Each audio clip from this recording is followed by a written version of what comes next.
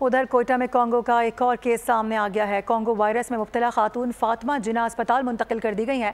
मुतासरा खातून के टेस्ट लिए गए जो कि मुस्बत आए हैं। अस्पताल ज़राए ऐसा बता रहे हैं, जबकि बलूचिस्तान में रवां साल कॉन्गो से 8 अफराद जाम बहक हो चुके हैं। दानिश मुराद हमारे साथ मौजूद हैं, उनसे बात करेंगे। दानिश, क्या डिटेल्स हैं इसकी?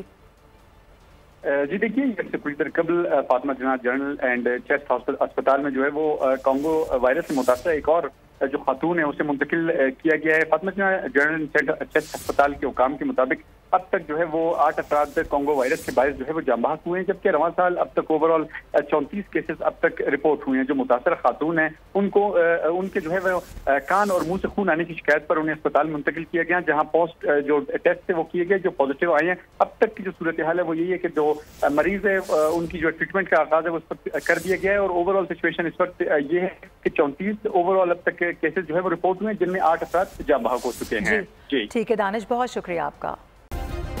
सब्सक्राइब करें और बेल दबाएं ताकि कोई खबर रह न जाए।